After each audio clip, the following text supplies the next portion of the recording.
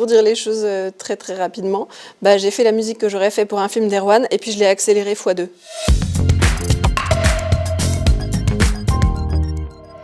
Je m'appelle Julie Rouet et je suis la compositrice de la série Sous contrôle.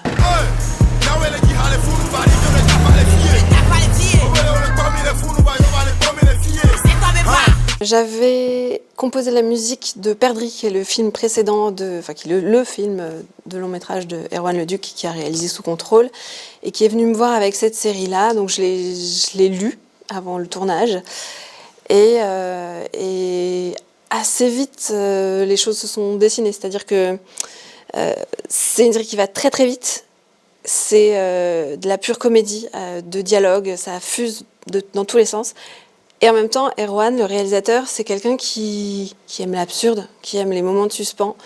Et donc, on s'est assez vite posé les questions de qu'est-ce qu'on fait de toutes ces informations.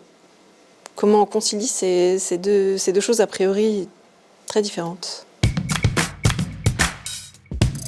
Ça donne une espèce de techno instrumental, c'est-à-dire que c'est vraiment un tempo de techno, un truc assez binaire, assez bête et méchant comme ça, mais joué par des vraies percussions.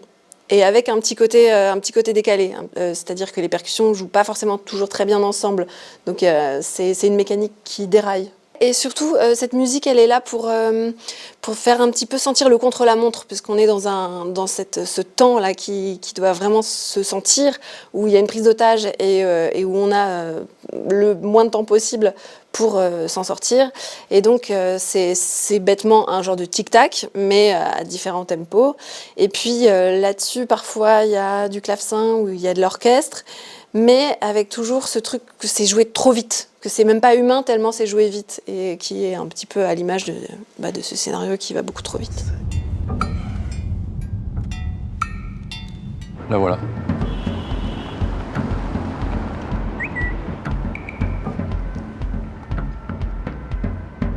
Des touristes français ont été pris en otage au Sahel. Qui ça? Pourquoi vous connaissez des touristes français au Sahel en ce moment? Oui, non. Là, il y a beaucoup de choses qui ont été composées pendant le tournage et puis pendant le montage. Donc les monteurs Guillaume Loras et Amélie Massoutier sont vraiment intervenus. Enfin, c'est presque, j'ai envie de dire, des deuxièmes compositeurs parce que c'est eux qui choisissent la musique, c'est eux qui choisissent quand est-ce qu'elle commence, quand est-ce qu'elle s'arrête. Et ils ont vraiment réécrit à partir des morceaux que j'avais donnés, comme ça, qui étaient des intentions de morceaux. Puis après, moi, je repasse derrière et je refais ça à ma sauce, mais vraiment, les placements de musique, c'est eux. Et dans une comédie comme ça, où tout a sa place, c'est hyper important de bosser avec les monteurs. Oui, enfin moi c'est pas tant le casting que le choix d'Erwan Leduc pour réaliser cette comédie qui est donc à la base quand même très politiquement incorrecte déjà dès le scénario, mais de demander à Erwan de le réaliser, c'est-à-dire d'apporter son regard absurde et un peu en suspens comme ça sur le monde, ça pose la question de qu'est-ce qu'on a voulu faire avec ce mélange des genres.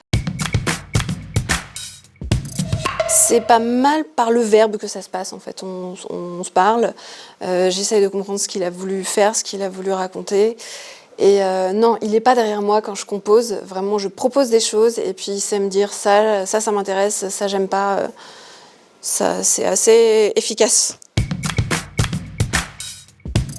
En post-prod, après le montage, je refais des choses. Là, ce qui s'est passé, c'est qu'il y a des maquettes donc, de cette techno instrumentale qui sont faites avec des sons samplés de batterie et de percussion. Et je suis allée enregistrer avec un musicien. Donc en fait, la musique, elle se transforme aussi à ce moment-là, d'aller chercher d'autres textures, d'autres matières pour donner encore plus une dimension concrète et sensible à cette musique. Donc le travail, il est là, mais en fait, il y a quand même tellement de choses qui sont posées dans les maquettes qu'il n'y a pas une latitude énorme pour en changer. Pour moi, c'était l'occasion de faire ce truc que j'avais jamais osé faire, de techno instrumental, qui est quelque chose pour lequel j'ai beaucoup d'intérêt. Il y avait ce groupe Brandbrauer Frick que j'ai beaucoup écouté il y a quelques années et qui sont juste géniaux. C'est des gens qui jouent comme des robots sur leurs instruments et qui font de la techno avec un piano et une batterie.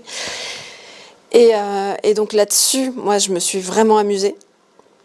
Et puis, je pense que ce que ça m'a apporté d'une manière plus générale sur le travail dans une série, c'est vraiment cette connexion avec l'équipe de montage. En fait, de sentir qu'on travaille ensemble, qu'on fait la même œuvre et que le travail des uns s'ajoute au travail des autres. Et qu'en fait, vraiment, on peut faire un truc... voilà. Je pense que j'aurais jamais fait une musique aussi bien toute seule, quoi. C'était de la joie, vraiment, de travailler avec tous ces gens. La projection a été un super moment. Il y avait des rires dans la salle et c'est un bonheur de découvrir la série avec un public qui plus est, je crois, vraiment très bienveillant et qui s'est amusé.